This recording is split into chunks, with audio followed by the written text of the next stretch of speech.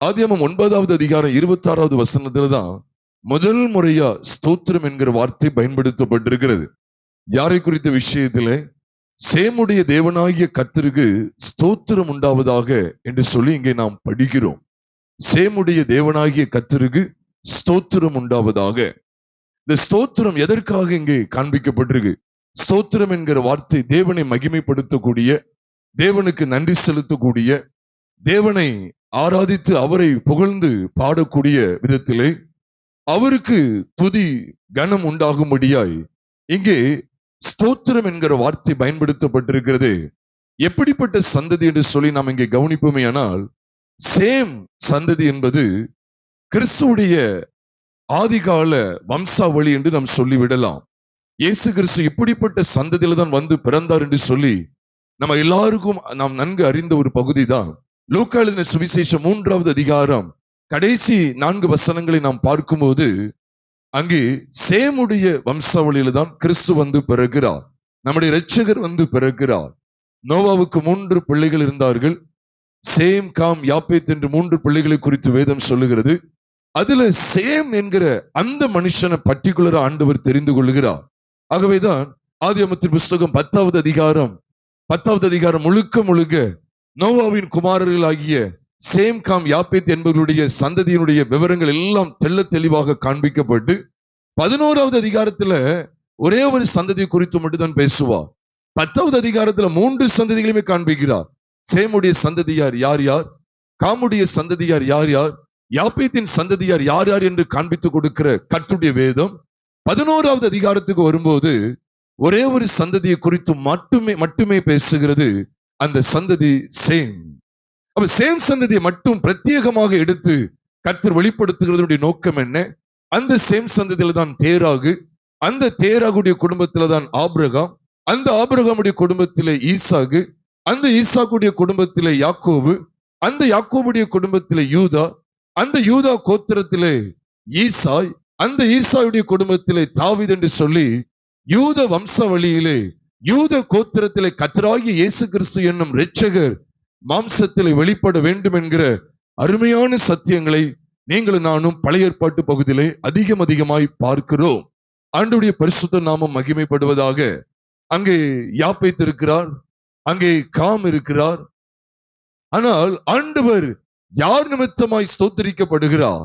சேமுடைய தேவனாகிய கர்த்தருக்கு ஸ்தோத்திரம் என்று சொல்லி அவர் சேமுடைய தேவனாய் அறியப்படுகிற இடத்திலே ஸ்தோத்திரிக்கப்படுகிறார்.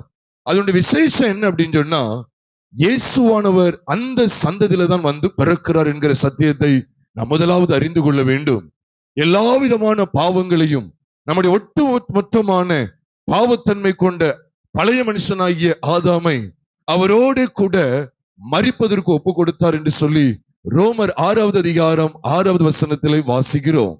வேதம் சொல்லுகிறது, நாம் பாவத்திற்கு ஊழியம் செய்யாதபடிக்கு பாவ சரீரம் ஒழிந்து போகும் பொருட்டாக நம்முடைய பழைய மனுஷன் அவரோடு கூட சிலுவையில் அறையப்பட்டது என்று அறிந்திருக்கிறோம் என்று ரோமர் 6:6 வாசிக்கிறோமே. அதனுடைய விசேஷம் என்ன தெரியுமா? இந்த சேம் சந்ததியில வெளிப்பட்ட கிறிஸ்துவானவர், சேம் சந்ததியில வெளிப்பட்ட மனுஷகுமாரனாகிய இயேசுதான் ஒட்டுமொத்த பாவத்தன்மை கொண்ட பழைய மனுஷனை சிலுவையிலே தம்மோடு கூட மரணத்துக்கு ஒப்பு கொடுத்தா. இது நமக்கு பெரிய ஆசீர்வாதம், பெரியமானவர்களே. இந்த ஆசீர்வாதத்தினுடைய காரியம் என்ன அப்படி சொல்லி பார்ப்போமே ஆனால், நம்முடைய பழைய மனுஷனாகிய ஆதாமை அவர் தம்மோடு கூட சிலுவையிலே மாண்டு போக செய்ததனுடைய தெளிவான அர்த்தத்தை நாம் அறிய வேண்டுமே ஆனால், அதனுடைய முகாந்திரம் என்ன? நாம் இனி பாவத்துக்கு ஊழியம் செய்ய மாட்டோம். அதாங்க சொல்லப்பட்டிருக்கு. நாம் இனி பாவத்துக்கு ஊழியம் செய்யாதபடிக்கு பாவ சரீரம் ஒளிந்து போகும் பொருட்டாக சேம் சந்ததியில வெளிப்பட்ட கிறிஸ்துவானவர் நம்முடைய பழைய மனுஷனை கல்வாரி சிலுவையிலே மாண்டு போக செய்தார். ஆக தேவன் ஆதியிலேயே ஸ்தோத்திரம் என்கிற வார்த்தையை எதுலதான் வெளிப்படுத்தி இருக்கிறார் என்று சொன்னால், நம்முடைய பழைய மனுஷனுடைய மரணத்தை பற்றிய செய்தியிலே நம்முடைய ஒட்டுமொத்த பாவங்களையும் நிவர்த்தி செய்யக்கூடிய அப்படிப்பட்ட அந்த சந்ததியிலிருந்து வெளிப்படக்கூடிய கிறிஸ்துவை பற்றிய வெளிப்பாட்டிலே ஸ்தோத்திரம் என்கிற வார்த்தையை முதல் முறையாய் வைத்திருக்கிறார்.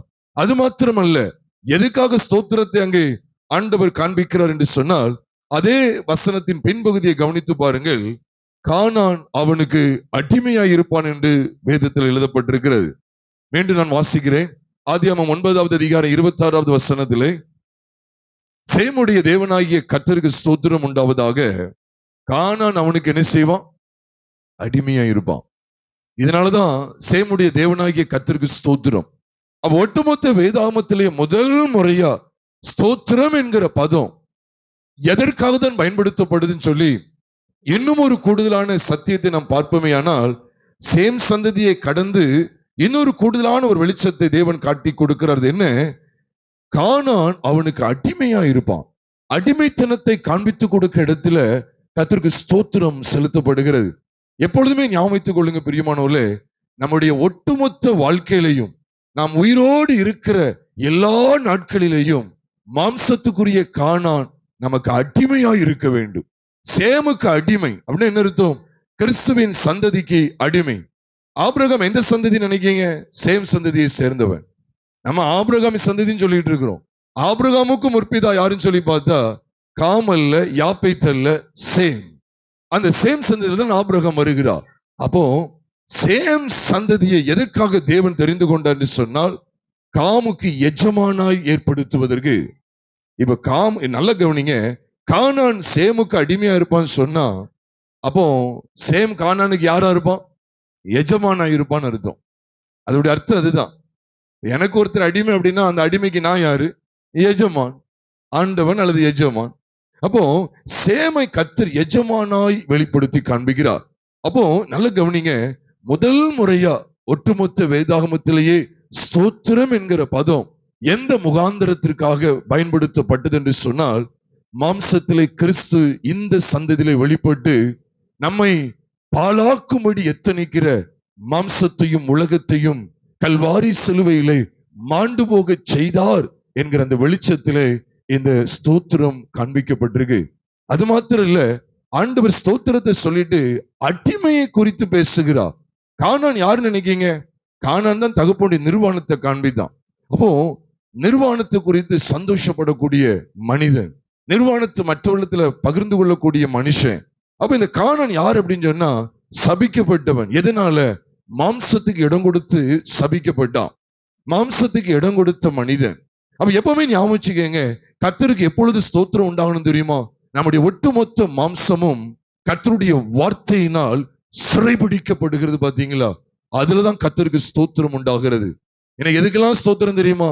கர்த்தர் ஃப்ரிட்ஜ் தந்தார் ஸ்தோத்திரம், கார் தந்தார் ஸ்தோத்திரம், பைக் தந்தார் ஸ்தோத்திரம், வீடு தந்தார் ஸ்தோத்திரம், இடம் தந்தார் ஸ்தோத்திரம், நகை தந்தார் ஸ்தோத்திரம், திருமண காரியத்தை ஒழுங்கு செய்தார் ஸ்தோத்திரம் சொல்லி எதுக்கெல்லாமோ ஸ்தோத்தரிக்கிறார்கள்.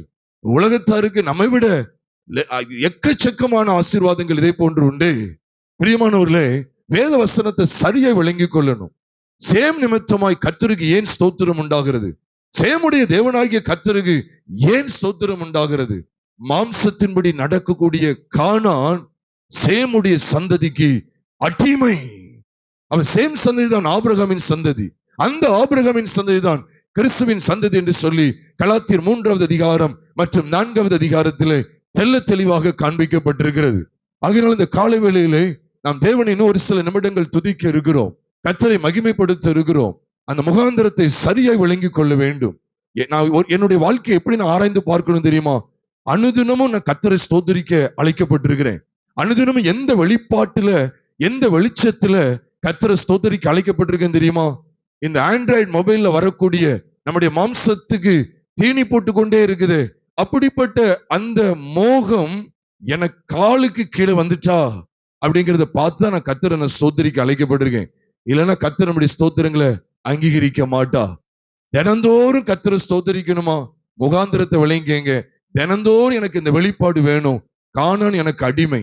ஆபிரகாமின் சந்ததியாகிய சேமின் சந்ததியாகிய ஆபிரகாமின் சந்ததியாகிய கிறிஸ்துவின் சந்ததியாகிய எனக்கு, சேமின் சந்ததியாகிய எனக்கு கானான், மாம்சத்தின்படி நடக்கிற கானான், மாம்சத்துக்குரிய கானான், மாம்சத்துக்குரியவைகளை அடக்கி வைத்திருக்கிற, மாம்சத்துக்குரியவைகளையே வெளிப்படுத்தி கொண்டிருக்கிற கானான் அடிமை, அடிமை, அடிமை என்கிற அந்த வெளிச்சத்துலதான் என் தேவனாகிய கர்த்தரை நான் ஸ்தோத்திரிக்க வேண்டும்.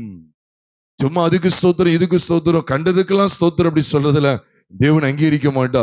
ஒட்டுமொத்த வேதாகமத்திலே முதல் முறை சேமுடைய தேவனாகிய கர்த்தருக்கு ஏன் ஸ்தோத்திரம்? கானான் அவனுக்கு அடிமையா இருப்பான். அந்த வெளிப்பாட்டை என் வாழ்க்கையில நான் என்ன செய்ய வேண்டியது இருக்கு?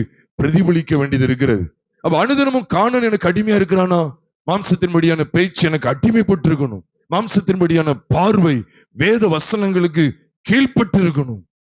மாம்சத்தின்படியாய் நடக்கக்கூடிய எல்லா செய்கைகளும் தேவனுடைய வார்த்தையினால் சிறைபிடிக்கப்பட்டிருக்கணும். அதுதான் அடிமைத்தனம். அப்படிப்பட்ட அனுபவத்துல இருக்கிறவர்கள் தான் தேவனை ஸ்தோத்தரிக்க முடியும் என்கிற அற்புதமான வெளிச்சத்தை தருகிறார். நாமும் தேவனை ஸ்தோத்தரிப்பதற்கு முன்பாக நம்மை ஆராய்ந்து பார்ப்போம். நம்முடைய மாம்சத்துக்குரிய இந்த மாம்சம் என்கிற கானான் நமக்கு அடிமைப்பட்டிருக்கிறானா ஆராய்ந்து பாருங்க. நீங்க இஷ்டத்துக்கு பேசுறது, இஷ்டத்துக்கு பார்க்கிறது, நான் விரும்பினதெல்லாம் பார்ப்பேன், நான் விரும்புற இடத்துக்கு எல்லாம் போவேன் சொல்லி நான் மனம் போன போக்கிலே போவுமையானால் அதன் அடிப்படையில தேவன் நம்முடைய ஸ்தோத்திரங்களை அங்கீகரிக்க மாட்டா. அதனால நம்முடைய இருதயத்தை ஆராய்ந்து பார்ப்போம். கானான் நமக்கு அடிமையா இருக்கிறானாங்கிறத ஆராய்ந்து பாருங்க. இரண்டாவது ஒரு பகுதி என்ன அப்படின்னா, ஒட்டுமொத்த புதிய ஏற்பாட்டிலேயே முதல் முறை ஸ்தோத்திரம் என்கிற வார்த்தை மத்தேயு எழுதின சுவிசேஷம் 11வது அதிகாரம் 25வது வசனத்துல தான் பயன்படுத்தப்படுகிறது. ஒட்டுமொத்த புதிய ஏற்பாட்டிலேயே முதல் முறையா ஸ்தோத்திரிக்கிறேன், ஸ்தோத்திரம் என்கிற இந்த வார்த்தைய மத்தேயு எழுதின சுவிசேஷம் 11வது அதிகாரம் 25ஆம் வசனத்துல தான் நாம் பார்க்கிறோம். வாசிக்கிறேன். அந்த சமயத்திலே இயேசு சொன்னது, பிதாவே, வானத்துக்கும் பூமிக்கும் ஆண்டவரே, இவைகளை, நல்ல வார்த்தையை கவனிச்சுக்கங்க, இவைகளை ஞானிகளுக்கும் கல்விமான்களுக்கும் மறைத்து பாலகருக்கு வெளிப்படுத்தினபடியால் உம்மை ஸ்தோத்திரிக்கிறேன். இங்கே சேமின் சந்ததி தான் ஸ்தோத்திரிக்கு கர்த்தரை மறக்க கூடாது. சேமின் சந்ததியாகிய ஆபிரகாமின் சந்ததியிலே வந்து பிறந்த கிறிஸ்து இயேசு, மனுஷகுமாரனாகிய இயேசு இங்கே தேவனை ஸ்தோத்திரிக்கிறார். அங்கேயும் சேம் சந்ததி நிமித்தமாய், சேமி நிமித்தமாய் கர்த்தருக்கு ஸ்தோத்திரம், இங்கேயும் சேமி நிமித்தமாய் கர்த்தருக்கு ஸ்தோத்திரம். ஆனா எதற்காக தேவனை அவர் ஸ்தோத்திரிக்கிறார் என்று சொன்னால், இவைகளை பாலகருக்கு வெளிப்படுத்தினார். ஞானிகளுக்கும் கல்விமான்களுக்கும் மறைத்து பாலகருக்கு வெளிப்படுத்தினார். இவைகளே என்று சொல்லி இருக்குது. அதை நான் ரத்தின சுருக்கமாய் சொல்லுகிறேன். இவைகளே என்பதற்கு நம்ம முந்தின வசனங்களை தான் பார்க்கணும். அதுக்கு மேல என்ன சொல்லப்பட்டு தெரியுமா? மனம் திரும்புதலை குறித்து பேசுகிறார், நியாய தீர்ப்பை குறித்து பேசுகிறார். இன்னும் நிறைய வெளிச்சங்கள் சொல்லணும்னு சொன்னா 19ஆம் வசனத்துல ஞானத்தை குறித்து, நீதியை குறித்து பேசுகிறார். ஞானம், நீதி எல்லாம் கர்த்தராகிய இயேசு கிறிஸ்துவை குறிக்கும். அது மாத்திரம் இல்ல, அவர் தொடர்ந்து எதை குறித்து பேசிக்கொண்டு வர்றாரு சொல்லி நீங்களும் நானும் 20ஆம் வசனத்திலிருந்து பார்ப்போமே. ஆனால் இந்த இவைகளையும் சொல்றாரு, இவைகளை வெளிப்படுத்தினபடியால் உம்மை ஸ்தோத்திரிக்கிறேன்னு சொல்றாரு. எவைகள் நமக்கு வெளிப்படுத்தப்படுறதுனால கர்த்தருக்கு ஸ்தோத்திரம் தெரியுமா? நீங்கள் நானும் தேவன் நமக்கு எவைகளை வெளிப்படுத்தினபடியினால் அவரை ஸ்தோத்தரிக்க முகாந்தரத்தை நாம் கண்டடைகிறோம் என்று தெரியுமா? வேதம் சொல்லுது, இவைகளை வெளிப்படுத்தினபடியினால். சரி, இவைகள்லாம் எவைகள்? அதுக்கு மேலுள்ள வசனங்கள் எல்லாம் பார்க்கும்போது மனம் திரும்புதலும் நியாய தீர்ப்பும் திரும்ப திரும்ப காண்பிக்கப்படுகிறது. மனம் திரும்புதலும் நியாய தீர்ப்பும் திரும்ப திரும்ப காண்பிக்கப்படுது. நீங்க இப்ப யோசிப்பீங்க, நீ பெரும்பாலான சபைகள், குற்றப்படுத்த நினைக்காதீங்க, பெரும்பாலான சபைகள் எதுக்கெல்லாமோ ஸ்தோத்திரிக்காங்க. ஆனா பாருங்க, எதுக்கு ஸ்தோத்திரம் தெரியுமா? மனம் திரும்புதல குறித்த செய்தி இப்படிப்பட்டவர்களுக்கு வெளிப்படுத்தப்பட்டிருக்கு. நியாய தீர்ப்பை குறித்த செய்தி இப்படிப்பட்ட பாலகருக்கு, சீசர்களுக்கு வெளிப்படுத்தப்பட்டிருக்கு. ஞானிகளுக்கும் கல்விமான்களுக்கும் மறைக்கப்பட்டது. பெரிய பெரிய உத்தியோகத்தில் இருக்கிறவங்க, கல்விமான்கள், ஹைலி எஜுகேட்டட்லாம் இருக்கிறாங்க. ஹைலி ரிச் பீப்புள், ஹைலி எஜுகேட்டட்ல இந்த சமுதாயத்துல இருக்கிறாங்க. அவங்களுக்கு எல்லாம் மறைக்கப்பட்டது யாருக்கு வெளிப்படுத்தப்பட்டிருக்கு பாத்தீங்களா? எவைகள் வெளிப்படுத்தப்பட்டபடினால் பிதாவானவர் ஸ்தோத்திரிக்கப்படுகிறார் பாத்தீங்களா? பிரியமானவர்களே, மனம் திரும்புதல், மனம் திரும்புதல் குறித்த செய்தி உங்களுக்குள்ள இருக்குதா? வெளிப்படுத்தப்பட்டிருக்குதா? ஆமா, பாவத்துக்காக மனஸ்தாபப்பட்டு, ஆண்டவரே நான் எவ்வளவு பெரிய பாவி ஆண்டவரே, என் பாவங்கள் எல்லாம் நீங்க சிலுவையில சுமந்து தீர்த்துட்டீங்களே, உங்க விலையேற பெற்ற ரத்தத்தினால கழுவப்படுகிற அனுபவத்தை எனக்கு தந்திருக்கீங்களே, அதை அறிகிற அறிவு இருக்கு பாருங்க. அதை குறித்த சத்தியம் யாருக்குள்ளாம் வெளிப்படுத்தப்பட்டிருக்குதோ அவர்கள் தான் தேவனை ஸ்தோத்திரிக்க அழைக்கப்பட்டிருக்கிறார்கள். அது மாத்திரம் இல்ல, நியாய தீர்ப்பு கடைசியில் நடக்கக்கூடியது என்று சொன்னார். சில பட்டணங்களை காமிச்சு கொடுக்க. அப்படின்னா என்ன தெரியுமா? பழைய ஏற்பாட்டு நமக்கு சில காரியங்கள் தெரியணும். என்ன? சோதோம் குமாரோவுக்கு ஏற்படுகிற காரியம், சோதோமை குறித்து தற்காலத்துல நீங்க 2 காரியத்தை நீங்க கவனிக்கலாம். இயேசுவானவர் பேசினதுடைய முகாந்திரத்தை கவனிச்சீங்கன்னா, கடந்த காலத்துல நடந்தது என்ன தெரியுமா? மனம் திரும்பாமல் போன சோதோம் கொமோரா அழிக்கப்பட்டு போனது, நியாய தீர்ப்புக்கு ஏதுவானது. இக்காலத்திலும் கப்பர்நகமோ கோராசீனோ இன்னைக்கு மனம் திரும்பல அப்படின்னா அவனும் அழிக்கப்பட்டு போயிருவான்னு சொல்லி, அந்த பழைய உடன்படிக்கையில பழைய ஏற்பாட்டு காலத்துல மனம் திரும்பாமல் போனது நிமித்தமாய் எவ்வளவு பெரிய நியாய தீர்ப்பை கண்டடைந்தார்கள். நாமும் மனம் திரும்பாமல் போனால் மிகப்பெரிய நியாய தீர்ப்பை சந்திக்க வேண்டியது இருக்குங்கிற வெளிப்பாடு இருக்கு பாத்தீங்களா? அவர்கள் தான் தேவனை ஸ்தோத்திரிக்க அழைக்கப்பட்டிருக்கிறார்கள். நீ சபையை பார்த்தா, நீ சபைகளை பார்த்தா மனம் திரும்புதலில் செய்தி கிடையாது, பாவத்தை குறித்த கண்டித்து உணர்த்தல் கிடையாது. நீங்க என்ன சொன்னார் தெரியுமா? உனக்கு ஐயோ சொல்றார், உனக்கு ஐயோ. 21 சொல்றார், கோராசீனே உனக்கு ஐயோ, பெத்சாய்தாவே உனக்கு ஐயோ. 20 வசனத்துல சொல்றாரு, மனம் திரும்பாமல் போனபடினால் அவைகளை அவர் கடிந்து கொள்ள தொடங்கினார். கர்த்தருடைய கடிந்து கொள்ளுதல் யாருக்கு வெளிப்படுத்தப்படுதோ அவர்கள் தான் கர்த்தரை ஸ்தோத்திரிக்கணும். நீ சும்மா யாரும் ஸ்தோத்திரிக்காதீங்க. கர்த்தர் அது தந்தார் ஸ்தோத்திரம், இது தந்தார் ஸ்தோத்திரம் இல்ல. ஒட்டுமொத்த புதிய ஏற்பாட்டினுடைய துவக்கத்திலேயுமே ஸ்தோத்திரம் என்கிற வார்த்தை, ஸ்தோத்திரிக்கிறேன் என்று சொல்லுகிறாரு. இதனுடைய முகாந்திரத்தை அறிந்து கொண்டீர்களா? கிறிஸ்துவினுடைய கடிந்து கொள்ளுதலை வெளிப்பாடாக பெற்றுக் கொள்ளுங்கள். யாருக்குள்ளெல்லாம் கிறிஸ்து கடிந்து கொள்ளுகிறா, ஐயோ என்னுடைய பாவத்தை குறித்து கடிந்து கொள்ளுகிறா, ஐயோ நான் தவறு செய்துட்டேன் எனக்கு ஐயோ என்று சொல்லுகிறா, உடனே நான் மனம் திரும்ப வேண்டும். இந்த வெளிச்சம் யாருக்குள்ளெல்லாம் காணப்படுகிறதோ அவர்கள் தான் ஸ்தோத்திரிக்க அழைக்கப்பட்டவர்கள். சும்மா அதுக்கு ஸ்தோத்திரம் இதுக்கு ஸ்தோத்திரம் சொல்லாதீங்க. கிறிஸ்துவிடத்துல கற்றுக்கொள்ளுங்க, அவரை நோக்கி பாருங்கள். அவர்தான் ஸ்தோத்திரத்தை நமக்கு காண்பித்து கொடுக்கிறார். எதற்காக அவர் பிதாவை ஸ்தோத்தரிக்கிறார், நாமும் எதற்காக பிதாவை ஸ்தோத்தரிக்கணும்? இப்படிப்பட்ட சத்தியங்கள் நமக்கு வெளிப்படுத்தப்பட்டிருக்கிறபடியினால், மனம் திரும்புதல் குறித்த சத்தியம் நமக்குள் வெளிப்பட்டிருக்கிறதா? தேவனுடைய கடிந்து கொள்ளுதலை குறித்த சத்தியங்கள் வெளிப்படுத்தப்பட்டிருக்கிறதா? தேவனுடைய நியாய தீர்ப்பை குறித்த சத்தியங்கள் வெளிப்படுத்தப்பட்டிருக்கிறதா? அப்படின்னா நம் தேவனை ஸ்தோத்தரிப்போம். இதெல்லாம் நீ சபையில கிடையாது பிரியமானவர்களே. மெச்சிக்குள்ள நமக்கு ஆண்டவர் இரக்கமாய் தந்திருக்கிறார். பாவத்தை குறித்த கடிந்து கொள்ளுதல், இதெல்லாம் பாவம். மனம் திரும்பு, நியாய தீர்ப்பு வருகிறது. இப்படிப்பட்டவைகள் இந்த உலகத்தில் உள்ள பெரிய பெரிய PhD, MD, அது மாத்திரம் இல்ல, BD, PTH படிச்ச பெரிய பெரிய பேராயர், பெரிய பெரிய அந்தஸ்து உள்ளவங்களுக்கு எல்லாம் வெளிப்படுத்தாதவைகள் பாலகர்களாகிய உங்களுக்கு எனக்கு வெளிப்படுத்தப்பட்டிருக்குது. இதனால தேவன் கிறிஸ்து தேவனை ஸ்தோத்திரிக்கிறார். நாம கூட ஒரு சில இடங்கள் கர்த்தரை ஸ்தோத்திரித்து நம்ம அவரை ஆராதிப்போமா? அவரை ஆராதிக்க போகிறோம் பிரியமானவர்களே. அதனால ஞாபகம் வைத்துக் கொள்ளுங்க, ஒட்டுமொத்த பழைய ஏற்பாட்டிலேயுமே ஸ்தோத்திரம் என்கிற பதம் முதல் முறையா ஆதியாகமம் 9:26 பயன்படுத்தப்பட்டிருக்கு. ஒட்டுமொத்த புதிய ஏற்பாட்டிலையும் ஸ்தோத்திரம் என்கிற பதம் முதல் முறையா அங்கே மத்திய 11:25 வெளிப்படுத்தப்பட்டிருக்கு. ஸ்தோத்தரிக்கிறேன் என்கிற வார்த்தை. அவ எதற்காக ஸ்தோத்திரம்? கானான் எனக்கு அடிமைப்பட்டிருக்கிறான். எதுக்காக ஸ்தோத்திரம்? மனம் திரும்புதலை குறித்து ஆண்டவர் பேசிவிட்டா, என்னை மனம் திரும்பும்படி சொல்லுகிறா. நியாய தீர்ப்பை குறித்த செய்தி என்கிட்ட பேசி இருக்கிறா, நியாய தீர்ப்பை குறித்த சத்தியங்களை எனக்கு வெளிப்படுத்தி இருக்கிறா. அதற்காக தேவனுக்கு ஸ்தோத்திரம். அதை எனக்கு வெளிப்படுத்தி இருக்கிறாரே ஸ்தோத்திரம். நீதியை குறித்து, ஞானத்தை குறித்து அங்க வெளிப்படுத்தி இருக்கிறாரு, கர்த்தருக்கு ஸ்தோத்திரம். உண்மையிலே பிரியமானவர்களே, உனக்கு ஐயோன்னு சொன்னார் பாத்தீங்களா? இதுக்குதான் கர்த்தரை ஸ்தோத்திரிக்கணும். ஆமாண்டவரே, என் பாவத்தை கடிந்து கொண்டீங்களா ஆண்டவரே. பாருங்க, கப்பர்நகூம் எப்படி இருக்கு பாருங்க. வானபரியந்தம் உயர்த்தப்பட்ட கப்பர்நகூமே, நீ பாதாள பரியந்தம் தாழ்த்தப்படும். ஏன் தெரியுமா? மனம் திரும்புதல் இல்ல. மனம் திரும்பலன்னா எவ்வளவு கொடிதான நியாய தீர்ப்பு இருக்கும். சோதோமுக்கு நேரிடுறத காட்டிலும் உனக்கு நேரிடுதான் பயங்கரமா இருக்குங்கிறத காமிச்சு கொடுக்கிறாருன்னா, அப்ப நியாய தீர்ப்பின் செய்தி எவ்வளவு பயங்கரமா காண்பித்து கொடுக்கப்படுகிறது. அந்த வெளிப்பாடுள்ள சத்தியம் யாருக்குள்ளலாம் இருக்குதோ அவர்களெல்லாம் தேவனை ஸ்தோத்தரிக்க அழைக்கப்பட்டிருக்கிறோம். நம்ம எல்லாரும் இருக்க இடத்துல அப்படியே நாம் எழுந்து நின்று, முடிந்தவர்கள் மாத்திரம் அப்படி எழுந்து நின்று ஒரு சில நிமிடங்கள் அப்படி எல்லாரும் தேவனை ஸ்தோத்தரிப்போமா? தேவனை ஸ்தோத்தரிக்கும் முகாந்திரத்தை ஒட்டுமொத்த வேதாகமே நமக்கு வெளிப்படுத்தி காண்பிக்கிறதே. ஒட்டுமொத்த வேதாகமே அதை ஆரம்பித்து வைக்கிறது. இப்படிதான் தேவனுக்கு ஸ்தோத்திரம் உண்டாகணும். இப்படிதான் தேவனுக்கு ஸ்தோத்திரத்தை நீங்களும் நானும் செலுத்த வேண்டும். ஆராய்ந்து பார்க்கிறீங்களா?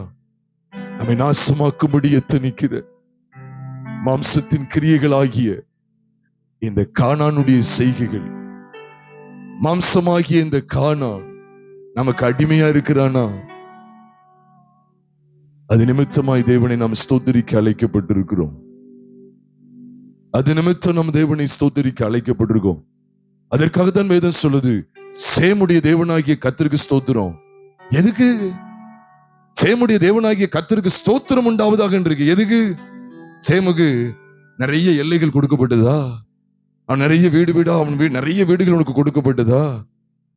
உலக பிரகாரமான ஐஸ்வர்யங்களும் ஆசைகளும் அவனுக்கு திரளாக நோவா மூலமா கொடுக்கப்பட்டதா? இல்லை.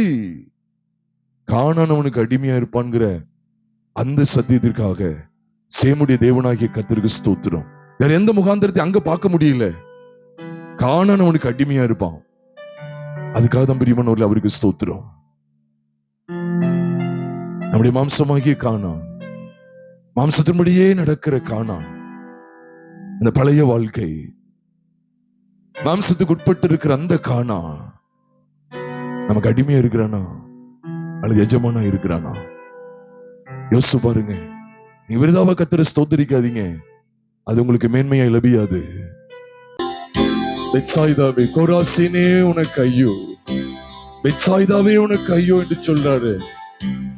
பாவங்களை கண்டித்து உணர்த்துகிற பகுதி எவ்வளவு ஆசீர்வாதமானது. நம்மை கடிந்து கொள்ளுகிறாரு, நம்மை கடிந்து கொள்ளுகிறாரு. இப்படிப்பட்ட சத்தியங்களை கேட்கிற சீசர்கள் நிமித்தமாய் அங்கே தேவனுக்கு ஸ்தோத்திரம் உண்டானது. குமாரன், தேவகுமாரன் பிதாவாகிய தேவனுக்கு ஸ்தோத்திரத்தை எடுக்கிறார். ஏன்? ஏன்? பெரிய பெரிய பட்டங்களையும் பதவிகளையும் குவித்துக் கொண்டு ரைட் ரெவரண்ட், பேராயர், முதன்மை பேராயர் என்று சொல்லி பட்டங்களை குவித்து குவித்து குவித்து கொண்டு பிரதான ஆசாரியராய், வேதபாரகராய், பரிசேயராய், சதுசேயராய், நியாய சாஸ்திரிகளாய் முக்கியமான முதன்மையான ஆசனங்களில் உட்கார்ந்து கொண்டு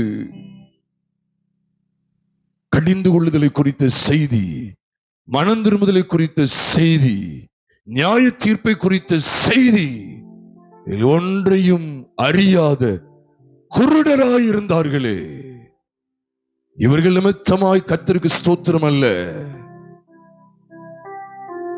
இவைகள் யாருக்குள்ளே வெளிப்படுத்தி? இவைகள் வெளிப்படுத்தப்பட்டது பிதாவே நீர் வெளிப்படுத்தினீர், அதனால் உமக்கு ஸ்தோத்திரம். கார் தந்தீர், வீடு தந்தீர்ங்கிறதுக்காக ஸ்தோத்திரம் அல்ல. பாவத்தை கண்டித்துணர்த்தி மனம் திரும்ப வேண்டும். நியாய தீர்ப்பு உண்டு, ஜாக்கிரதையா இருந்து மனம் திரும்புங்கிற இவ்வளவு மேன்மையான சத்தியங்கள் என்னோடு கூட இருக்கிற இந்த சீசர்களுக்கு வெளிப்படுத்தினீரே, என்னோடு இருக்கிற இந்த சீசர்களுக்கு நீ வெளிப்படுத்தினீரே, ஆதலால் உம்மை ஸ்தோத்திரிக்கிறேன், ஆதலால் உம்மை ஸ்தோத்திரிக்கிறேன். 25ஆம் வசனத்தை பார்த்துருங்க, 28க்குள்ள போயிடாதீங்க. வருத்தப்பட்டு பாரம் சுமக்கிறவர்களே நீ எல்லாரும் இடத்துல வாருங்கன்னு சொல்லி அதுல எந்த இடத்துக்கு வாங்க. தேவன் ஸ்தோத்திரிக்கப்படுகிறா, தேவன் ஸ்தோத்திரிக்கப்படுகிறா.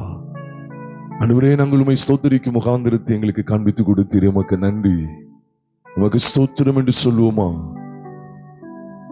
தயவுசெய்து சொல்ற, நம்முடைய வாழ்க்கையை கரைபிடித்திராதீங்க பிரியமானவர்களே. இந்த கொடுக்கப்பட்ட இந்த ஒரே ஒரு வாழ்க்கை, மாயமாலமான வாழ்க்கை வாழ்ந்து விட வேண்டாம்.